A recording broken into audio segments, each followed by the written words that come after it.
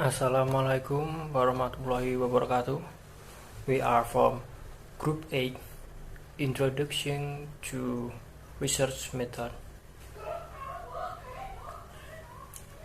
The members are Ilham Nugroho, Nabil Zulfikri, and the last is Shofawi Abdul Manan. We will discuss about Chapter 8, Tool Research. Some measurement is very straightforward, using a single indicator to represent a variable. For example, you could measure a person's educational background by asking about the highest grade he or she had completed. Similarly, such variables as grade level, nationality, marital status, or number of children could be measured by a single indicator. Because these variables refer to phenomena that are very clear and for which a single indicator provides an acceptable measure. Other variables, however, are more complex and much more difficult to measure. In this case, using a single indicator is not appropriate.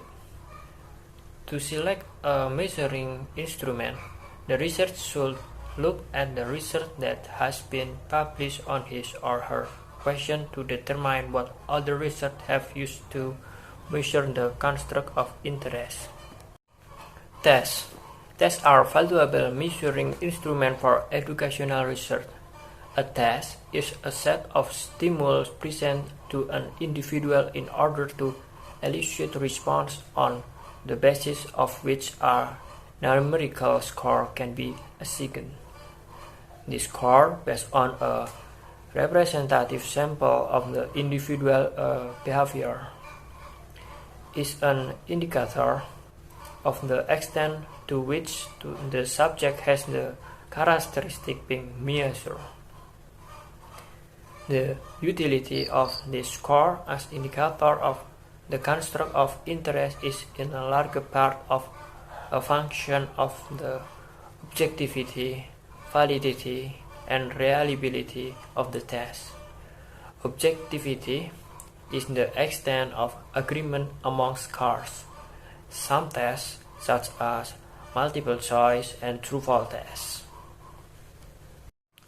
Achievement tests. Achievement tests are widely used in educational research as well as in the school system. They are used to measure what individuals have learned. Achievement tests measure mastery and proficiency in the different areas of knowledge by presenting a subject with a standard set of questions involving completion of cognitive tasks. Achievement tests are generally classified as either standardized or teacher research methods. Standardized tests. Standardized tests are published tests that have resulted from careful and skillful preparation by experts and confer broad academic objectives common to majority of school systems. There are tests for which comparative norms have been derived. Their validity and reliability established and direction for administering and scoring prescribed. In selecting an achievement test, researchers must be careful to choose one that is reliable and is appropriate or valid for measuring the aspect of achievement in which they are interested. There should be a direct link between the test content and the curriculum to which students have been exposed. The test must also be valid and reliable for the type of subject including in the study. Sometimes a researcher is not able to select the test but must use what the school system has already selected. The mental measurement yearbooks present a comprehensive listening along with review of the different achievement tests available. Researchers made tests.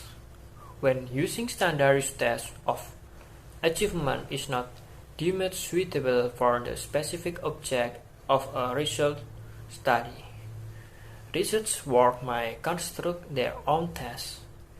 It is much better to construct your own test than to use an inappropriate standard one just because it is available. The advantage of research-made tests is that it can be tailored to be content-specific. That is, it will match more closely the content that was covered in the classroom or the research study.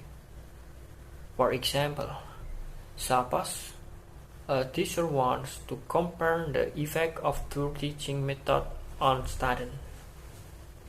Achievement in mathematics. Although there are excellent standardized tests in mathematics, they are generally designed to measure both objectives and might not focus sufficiently on the particular skill research wishes to measure.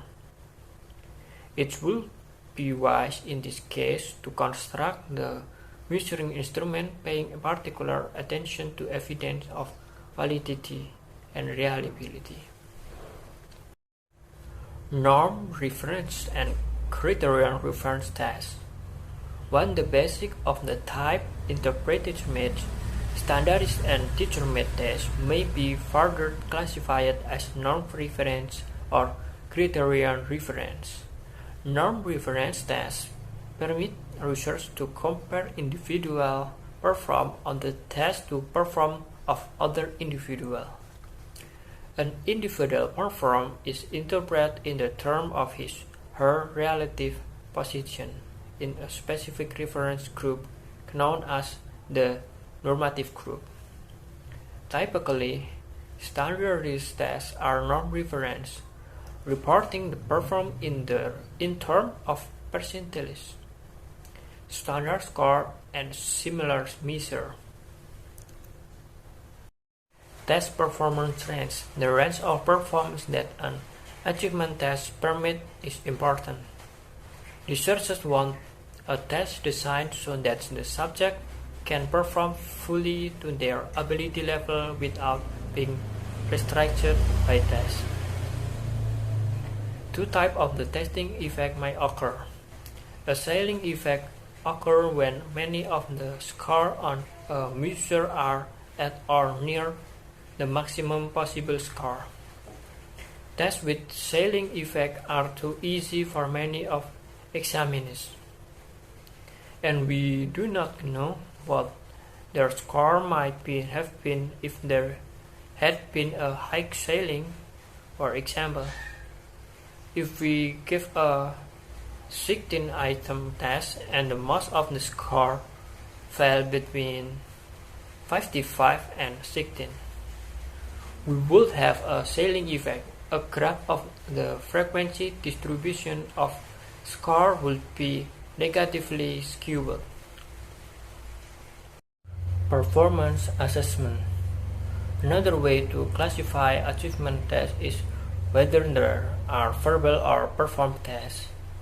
The most common achievement tests are paper and pencil tests measuring cognitive objectives.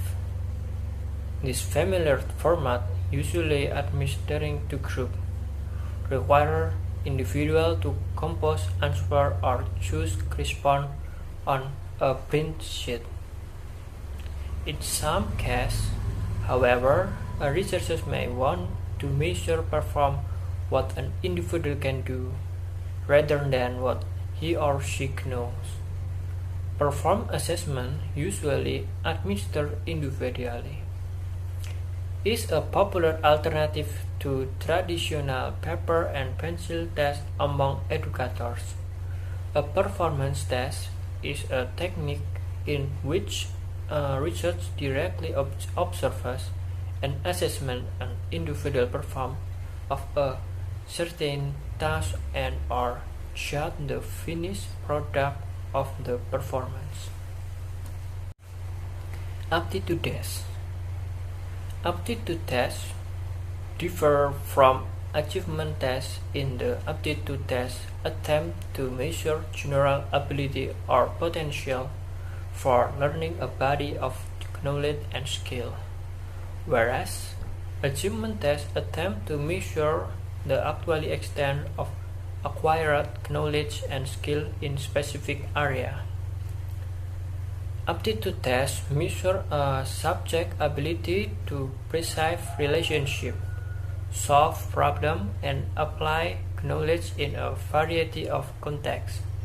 Some critics question the distinction made between aptitude and risk achievement tests. They point out that an aptitude test measures achievement to some extent, and an achievement test has an aptitude element. Aptitude tests were formerly referred as to intelligence tests, but the latter term has declined in use because controversy over the definition of intelligence and because people tend to associate intelligence with inherent ability. Aptitude tests should not be considered as measure of innate or pure intelligence. As noted previously, performed on self-test part depend on the background and schooling of the subject.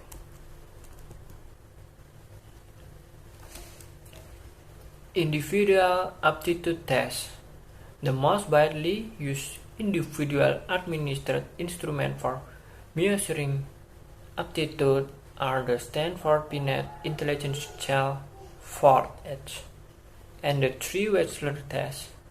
The Stanford Binet currently in use is the outcome of several revisions of the device first developed in France in 1905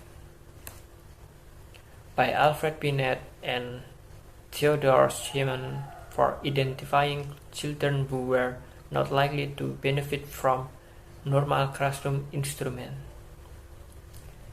And then group test of aptitude. A Stanford Binet of Wechsler test must be given by a trained psychometrician to individual subjects, a procedure expensive both time and money. Thus they are impractical as aptitude measurement for larger group of individuals. In this situation, group tests are used. Thank you. Wassalamualaikum warahmatullahi wabarakatuh. Assalamualaikum warahmatullahi wabarakatuh. My name is Nabil Zulfikri and I will explain about testing and technology. Testing and technology. New technologies are presenting opportunities for alternative to paper and pencil tests. For example, the Praxis 1 test designed to assess basic skill prior to entry into teacher education is given electronically with immediate scoring and feedback on performance provided to the examined. A computer is also used to administer the GRA and a number of other well-known tests. Measure of personality. Educational researchers often use measure of personality. There are several different types of personality measure, each reflecting a different theoretical point of view. Researchers must know precisely what they wish to measure and then select the instrument, paying particular attention to the evidence of its validity. Two approaches are used to measure personality: objective personality assessment and projective personality assessment. Objective personality assessment.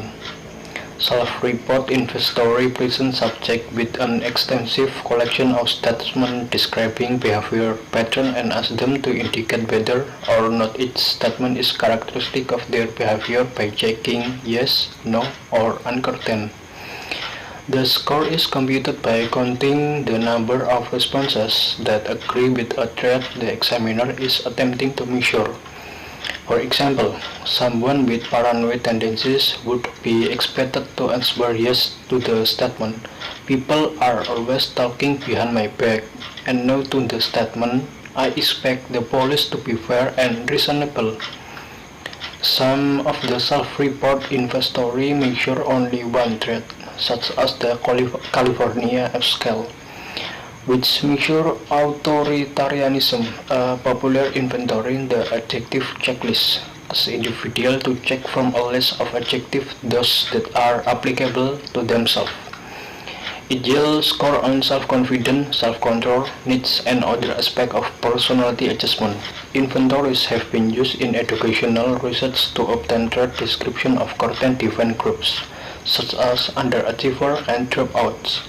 Inventories have also been used in research concerned with interrelationship between personality traits and such variables as aptitude, achievement, and attitude. Inventories have the advantage of economy, simplicity, and objectivity.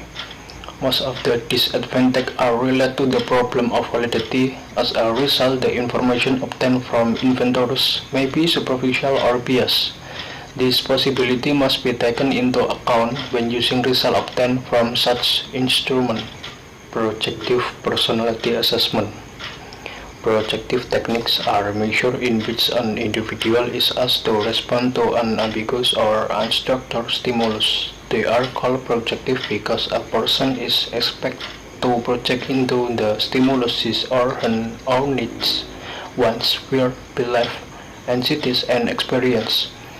Projective methods are used mainly by clinical psychologists for studying and diagnosing people with emotional problems. They are not frequently used in educational research because of the necessity of specialist training for administration and scoring and the expense involved in individual administration. The two best-known projective techniques are the Rorschach in blood technique and the thematic apperception test (TAT). In the TAT, respondent is shown a series of pictures varying in the extent of structure and ambiguity and asked to make up a story about each one. The TAT is designed for individuals aged 10 years through adult. There is also a form available for younger children and one for senior citizens. Scales. Scales are used to measure attitude, values, opinions, and other characteristics that are not easily measured by tests or other measuring instruments. A scale is a set of categories or numeric values assigned to individuals, objects, or behavior for the purpose of measuring variables. The process assigning score to those objects in order to obtain a measure of a construct is called scaling. Scales differ from tests in that the results of this instrument, unlike those of tests, do not indicate success or failure, strength or weakness. They measure the degree to which an individual exhibits the characteristic of interest. For example, a researcher may use a scale to measure the attitude of college students toward religion or any other topic. Attitude scales use multiple responses, usually respond to statements, and combine the response into a single scale score. Rating scale, which we discuss later in this chapter, use judgment made by the individual under study or by an observer to assign score to individual or other objects to measure the underlying construct. An attitude may be defined as a positive or negative effect toward a particular group, institution, concept, or social object. The measurement of attitude pressures the ability to place individuals along a continuum of favorableness and unfavorableness toward the object. A Likert scale, a summary rating scale, assesses attitudes toward a topic by presenting a set of statements about the topic and asking respondents to indicate for each whether they strongly agree, or undecided, disagree, or strongly disagree. The various agree-disagree responses are assigned a numeric value, and the total scale score is found by summing the numeric response given to each item. This total score assesses the individual attitude towards the topic. Item analysis. After administering the attitude scale to a preliminary group of respondents, the researcher does an item analysis to identify the best functioning items. The item analysis typically yields 3 statistics for each item.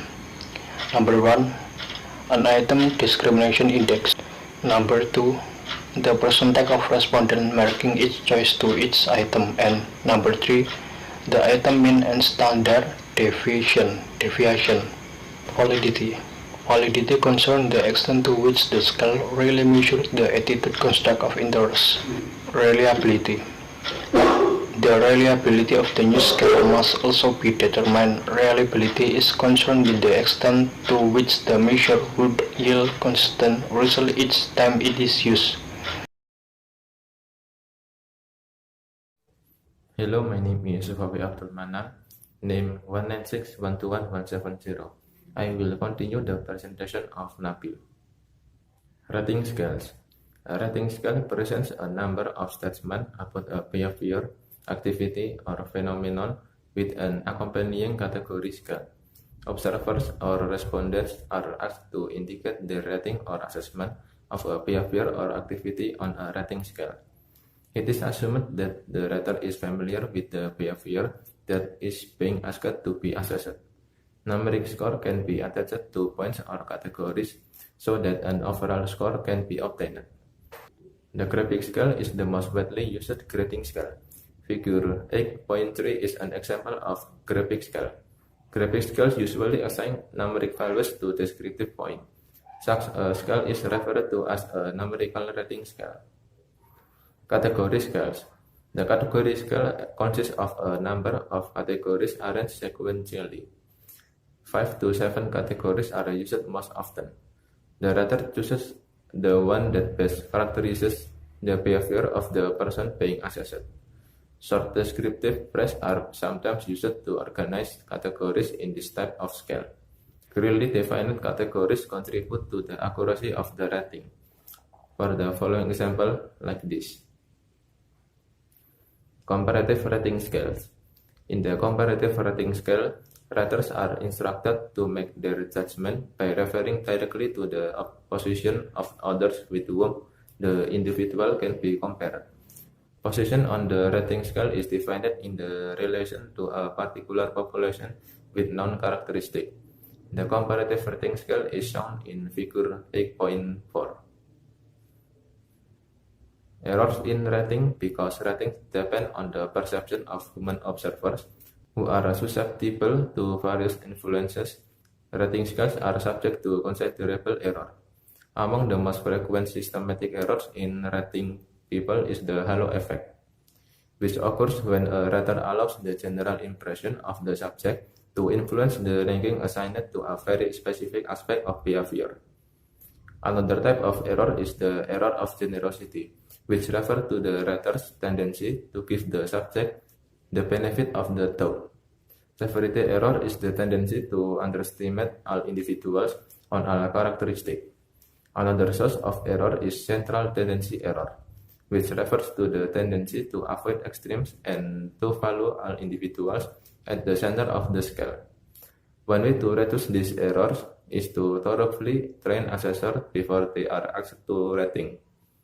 Another way to minimize errors is to ensure that the behavior to be scored and the point on the grading scale is clearly defined. Points on the scale should be described in terms of overt observable behavior, not in terms of behavior that requires the judgment conclusion. The accuracy or reliability of ratings is usually improved by having two or more trained raters grade ratings independently of an individual. These independent rankings are aggregated or averaged to obtain a final score. Direct observation. Observation is used in both quantitative and qualitative research.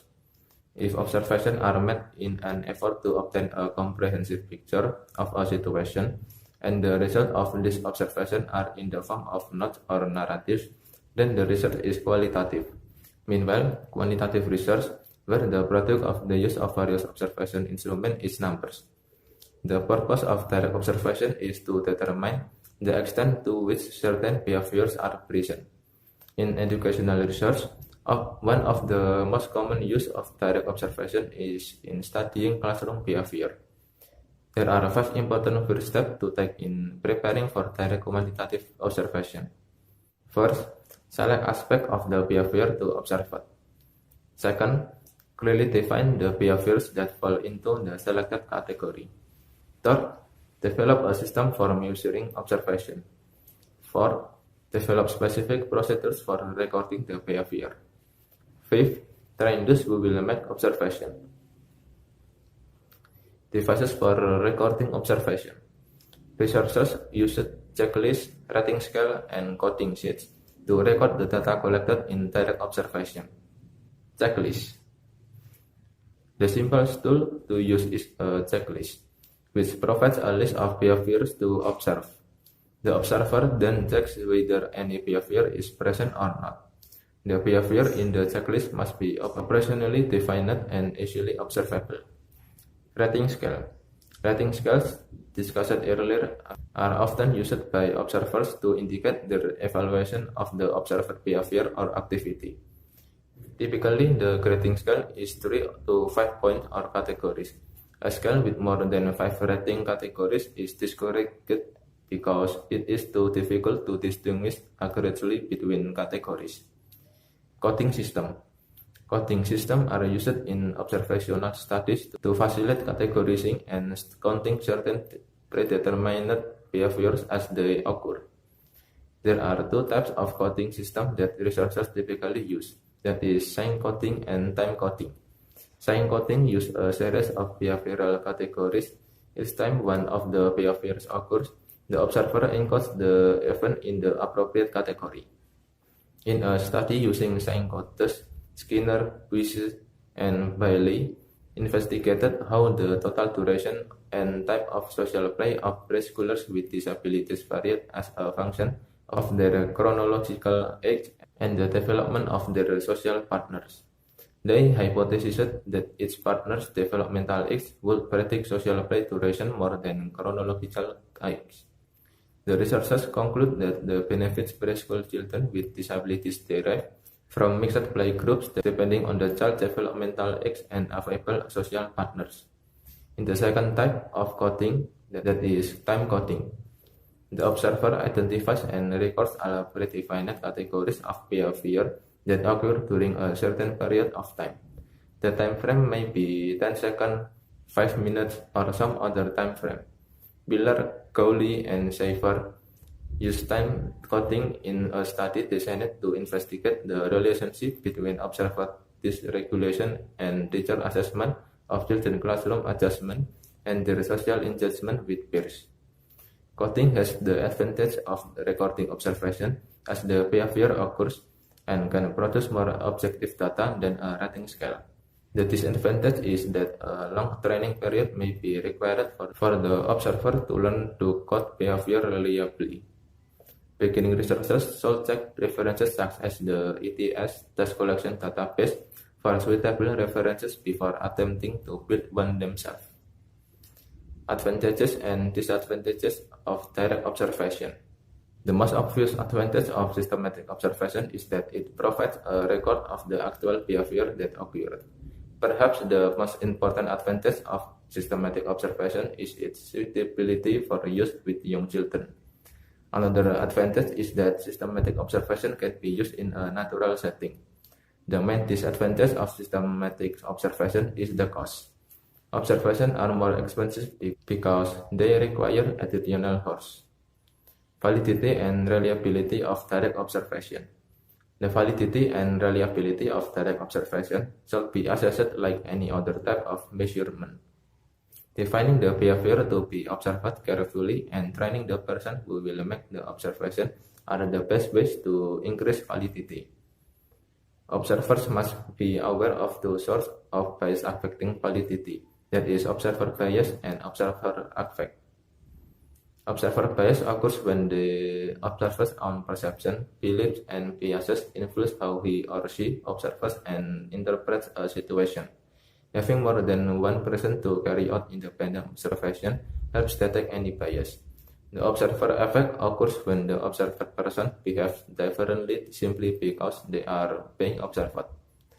The accuracy or reliability of direct observation is usually investigated by asking at least two observers.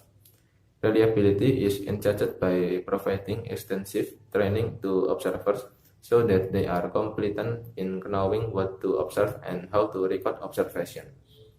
Contrived observation. In contrived observation, the researcher arranges the subject observation in simulating real-life situation.